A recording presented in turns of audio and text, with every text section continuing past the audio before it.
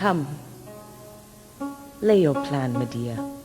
Scheme with all your skill onto the deadly moment that shall test your nerve. One of the myths about the use of myth in Greek theatre is that they were all fixed, that they had a kind of Robert Graves or an encyclopedia, they'd go and look it up, and there was a fixed version of the myth, and then the poor old dramatist had to sit down and make a play out of that. It's not like that at all. Myths were very variable. They were told in many different ways and told in many different forms. There was no such thing as a fixed version of the myth.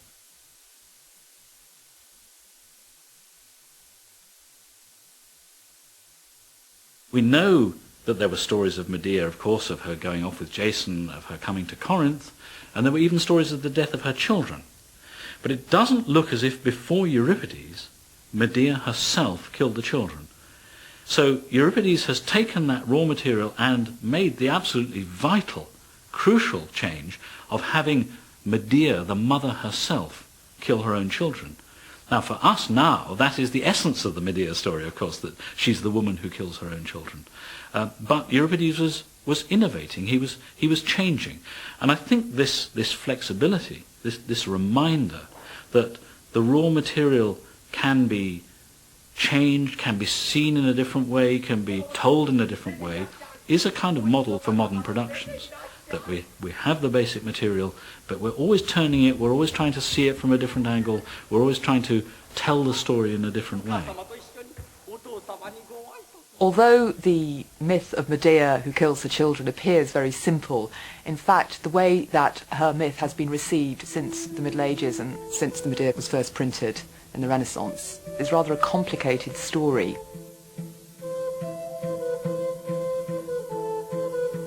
It seems to me that it offers an extremely rich and complex number of possible emotional interpretations within it, and I think that's one of the secrets of this myth's longevity.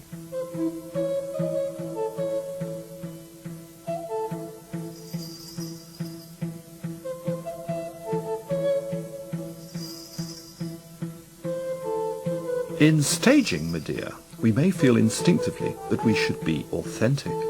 But what would a so-called authentic production involve? I'm not quite sure what an authentic approach to producing Greek tragedy today really means. I mean, after all, your audience is never going to be authentic. Your audience is not an audience of 5th century Athenians, it's an audience of today. Therefore, it seems to me, however you do the play, it's got to be a way that is effective to today's audience, that speaks to today's audience. But that's not actually to say that you just completely rewrite it in modern terms, that you turn Medea into a psychodrama, for example. Because if the plays of the past are worth putting on at all, then there are things in them that are different from today's preoccupations as well as the same as today's preoccupations. And I think that's the way I would see the value for a modern-day producer of thinking about the way it was originally produced.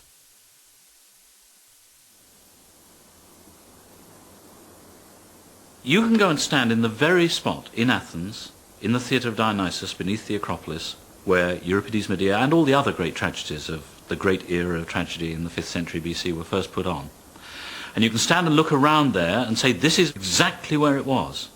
On the other hand, because it was the original theatre, it was a kind of place of pilgrimage, and so it got rebuilt again and again and again. So what you are actually surrounded by as you stand in the Theatre of Dionysus is remains spread over about 700 years of people coming along and saying, I think I'll reconstruct it a bit, I think I'll change it a bit.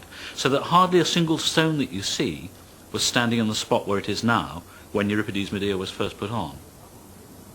In that case, what did the space Medea was played in actually look like? About 75 miles from Athens is the theatre at Epidaurus. It was built some years after Euripides' death, and we don't know for sure that Medea was performed here. But we do know that this theatre was not rebuilt and shows all the main features of the kind of space Euripides wrote for. There's a slope where the audience sat, and at the bottom of the slope, the large circular area known as the orchestra. Though the modern word orchestra comes from this, Here it originally meant a place for dancing. It's where the chorus and sometimes the actors perform. At the far side of the orchestra is the stage building, or skene. Not much of this survives, but using a fragment of a vase painting, we can recreate what it might have been like.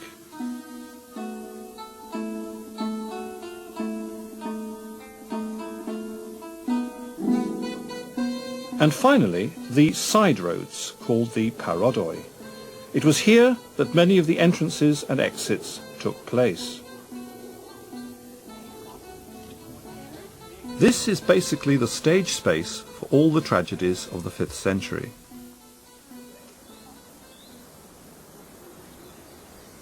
And here too we have all the elements of a Greek theatre: seats, orchestra, stage building. But this isn't Greece, it's rural Berkshire.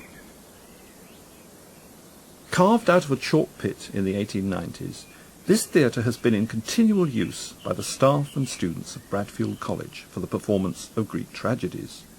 Is this one possible authentic approach? Mois der ton oletron fugen ectes de ges. Uton, panton, teon, promon, halion. Right, let's stop there, okay. And you're going straight into Harleon. We get this lovely rhythm. Okay, so can we try that, please, from Harleon?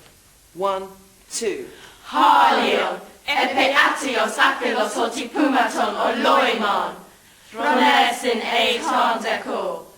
Alamoi tusmoro gavtinu satruke lema. Kai tade kakois, frasatse tois palai taprosphon. All our plays are performed in ancient Greek, which might seem a bit odd given that most of our cast don't speak it, and certainly most of the audience don't. But the Greek language itself has, such a resonance and makes such a gorgeous noise when it's spoken on stage. I mean, the language fairly fizzes and cracks along. Autoin, Nike, Kaitis and Logos. Another reason why we do it in Greek is because it makes Bradfield unique as being the only place where you can see a Greek play in ancient Greek in a Greek theatre setting. Doing these things in ancient Greek is fun. Students love it. I think everybody who's interested in Greek tragedy should try and get to see one, at least, in their lifetime. Having said that, I feel that if we're going to reproduce the role of these plays in society, doing them in a good, clear and awe-inspiring translation, and emotionally and spiritually affecting translation into our own language, is much more likely to make us understand what these plays meant to the ancients. And I'm a great advocate of performance in modern translation.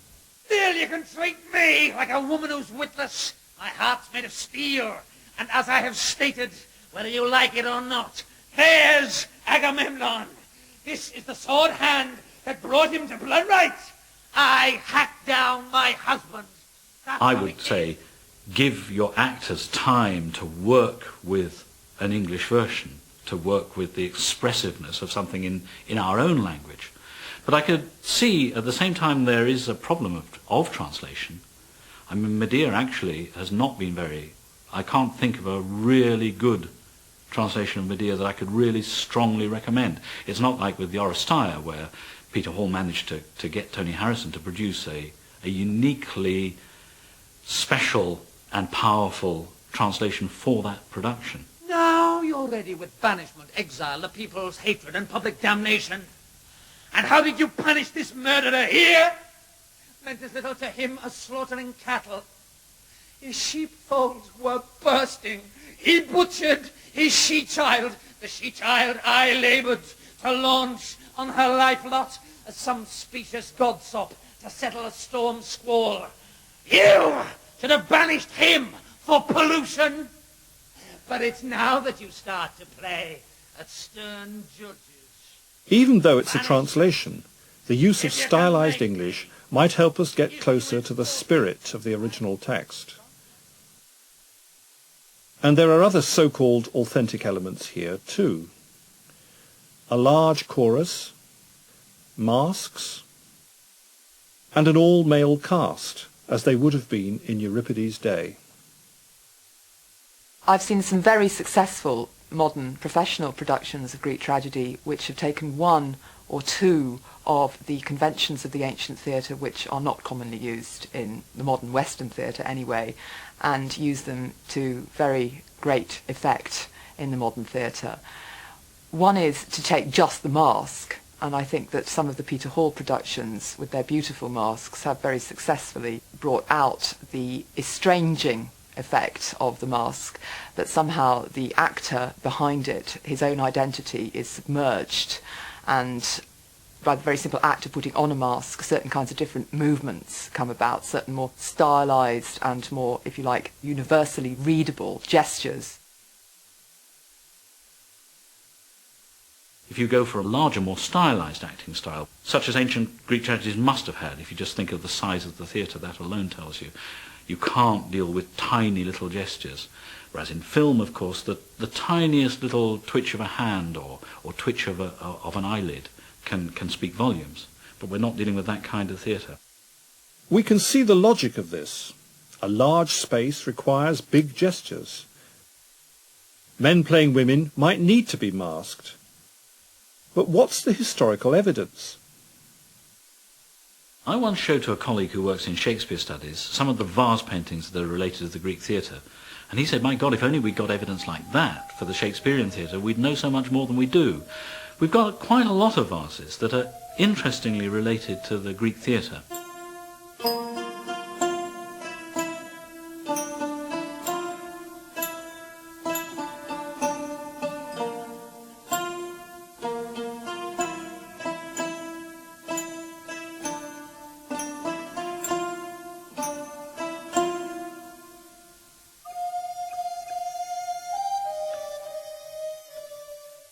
As well as the archaeological evidence, there's another very important kind of evidence for the kind of experience and the kind of visual picture that Greek tragedy presented, and that's comedy. Comedy is fascinated with the theatre, it's fascinated with itself, and it's fascinated with tragedy, which is its kind of older, serious sister, and never hesitates to make fun of tragedy, to exploit tragedy. And it also likes to take the mickey out of staging aspects of tragedy. There were two rather curious bits of machinery that tragedy developed, and which comedy liked to make fun of. One is a kind of trolley, a kind of floor on wheels that was rolled out of the door in order to reveal terrible scenes of what had happened inside. It's a kind of revelation trolley, and out it would come with corpses and scenes of terrible slaughter on it. Comedy can't resist having people wheeled out on this trolley. There's a play in which somebody comes to visit Euripides and says, come outside and see me, Euripides. And Euripides says, I'm sorry, I'm too busy writing plays. And so he says, all right, get yourself wheeled out on the trolley. So that's a way Euripides can come outside and still be at his writing desk. Another piece of machinery that to us may seem even more absurd was a crane. They just call it the machine, which lifted characters up above the scene building. I say characters, but it's almost entirely for the use of gods, because that area above the scene is the area of the gods. It's the upper air. Now, when Jason comes rushing to the palace and is told that Medea has killed the children, he says, open the doors so that I can see this terrible, villainous woman, this terrible, awful sight. And that is a cue for this trolley to be rolled out, and the audience must be expecting the scene of Medea standing there among her dead children.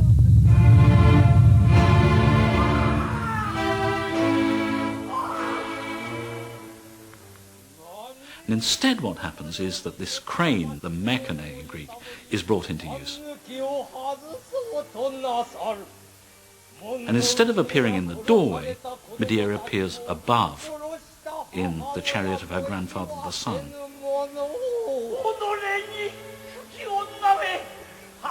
This historic performance of Medea successfully combined some of the traditional elements of the Greek theatre with stylized features of the Japanese kabuki tradition.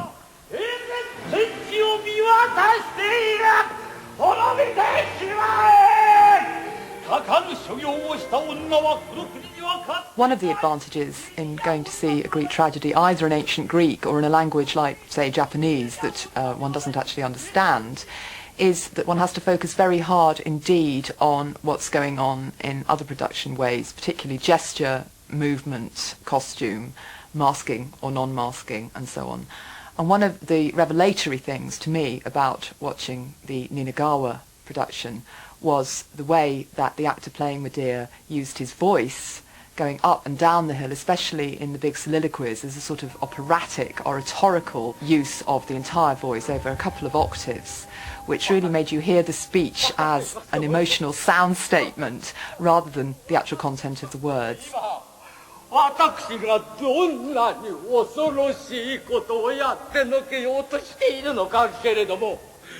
And the other thing was I found his use of his back and his arms and the hunching and the way that misery and anger were brought out was really quite devastating, and I think it's suggestive of what a great actor in ancient Athens might have done. I think we may be getting closer to the ancient acting styles by watching the Ninagawa production.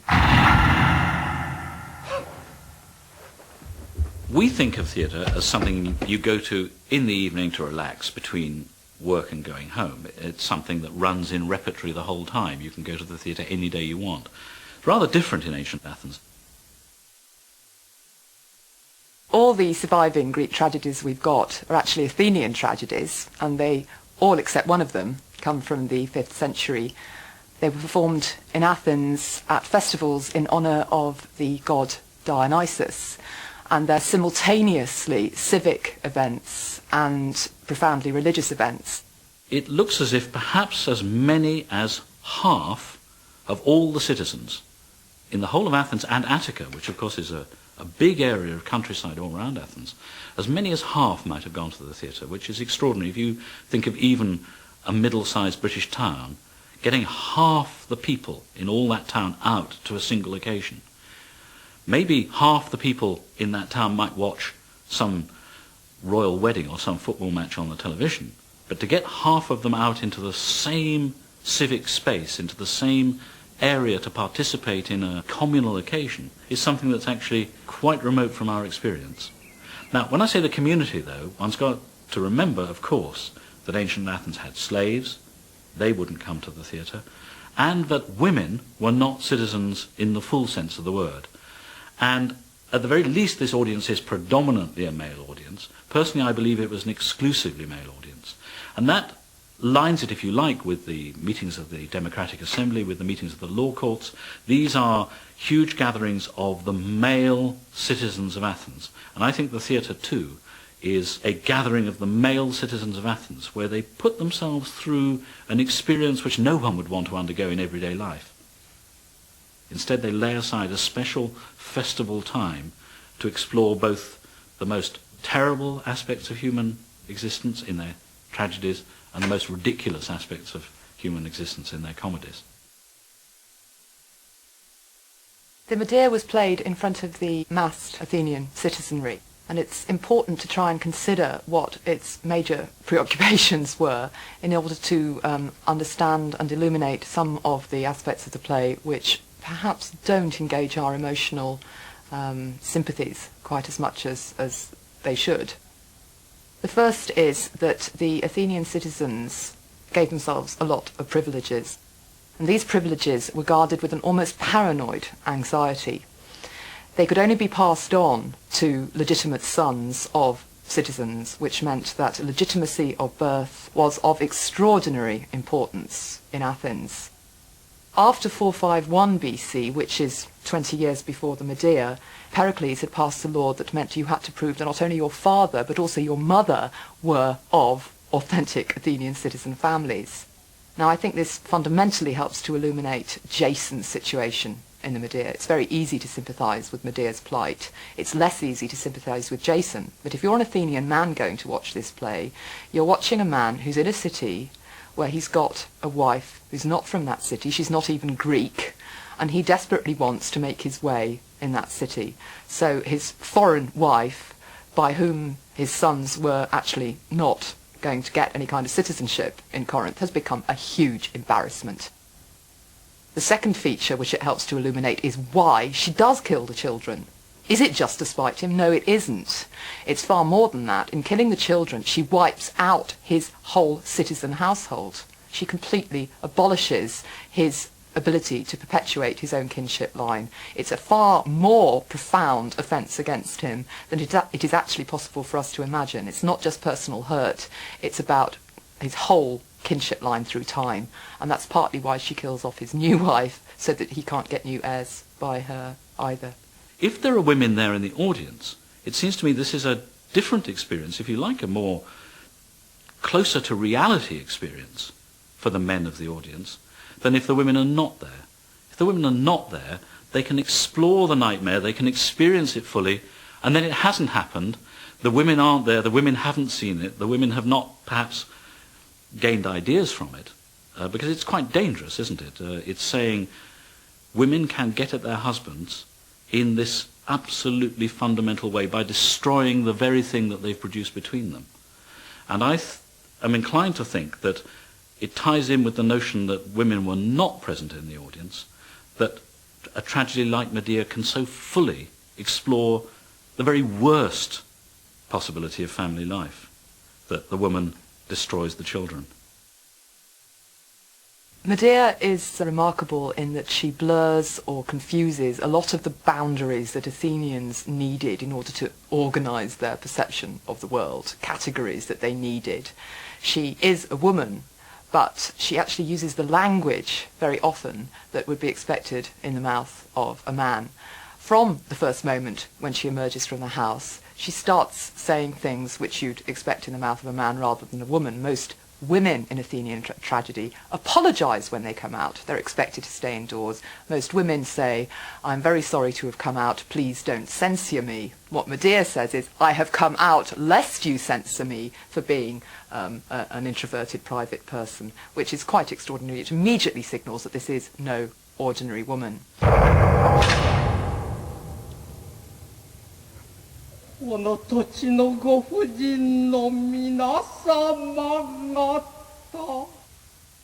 at one very important point in the play, she actually uses the male form of the verb to marry. She actually says to Jason, "Did I take you to wife and abandon you then?"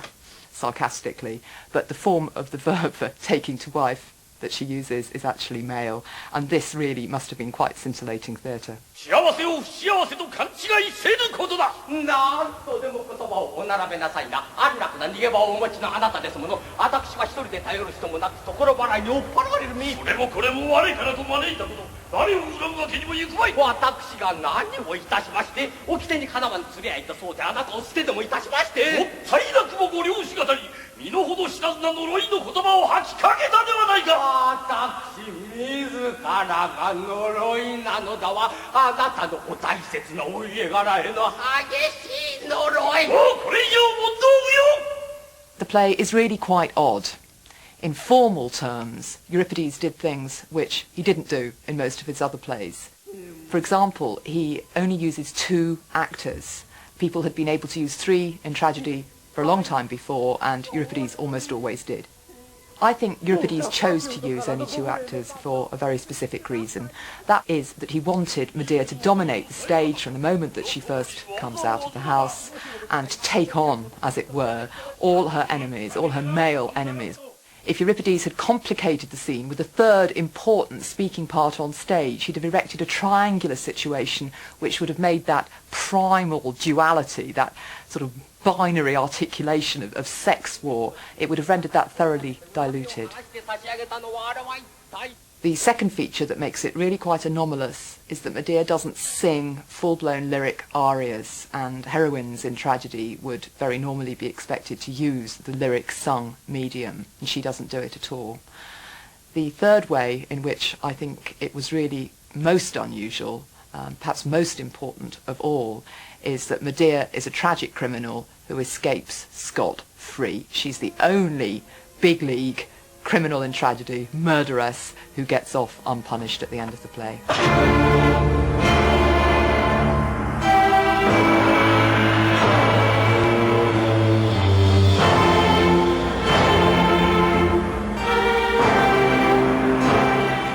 All this gives us an insight into how Euripides' audience might have experienced the play. But what is it that makes the play so compelling for a modern audience? The thing about Medea that most obviously transports itself immediately into our society, where after all divorce and horrible breakups of marriages are all too everyday, is the conflict within the family, the man who's gone off with what seems to be like a better prospect, a richer, younger woman. And the way the woman who has been loyal to him, who has brought up his children, how does she respond? That seems to speak immediately to us. If I were putting on Medea now, this I would regard as the great challenge. How do I relate the later scenes of the play to the earlier scenes of the play? In the earlier scenes of the play, we seem to be dealing with something we can understand, something we can relate to, something that is a study in how a woman responds to infidelity, to disloyalty. And then in the later part of the play, we seem to have moved into something else. The woman kills her children. Now that's something we read in the papers every day, all too frequently. Parents kill their children. But when parents kill their children, we would think of them in terms of being mentally unbalanced. And it's usually part of a pattern of disturbed behavior, and it culminates in a suicide. And then at the end of the play, far from being suicidal, far from saying, this world is unfit for my kids and unfit for me and I'm out of it, far from that, she's triumphant. She's totally triumphant up there in her chariot. She revels in her vengeance on Jason. And far from killing herself, she's going to go off to Athens. Athens, the most wonderful city in Greece, praised by the chorus earlier in the play, where everything is so civilized and so cultivated. She's going to enjoy the hospitality of Aegeus. As far as this play is concerned, it looks as if she's going to go to Athens and live happily ever after. The paradox is happily ever after doing the things that she's done. The aspect of the story which is the most compelling one and makes it the most trans-historically exciting and appalling of all the Greek tragedies, I believe, except for the Oedipus, the infanticide, is precisely the feature of the Medea that has usually been either played down or written out. People want to put on Medeas, but historically they have found it extremely difficult to cope with that particular crime. It's actually been felt often to be too shocking for public enactment. Several versions of the Medea have actually substituted suicide for infanticide. Others give her a fit of exculpating madness. It's all right to kill the children provided that she had been sent mad and didn't know what she was doing. But it really wasn't until the early days of the 20th century that people could take the Medea straight.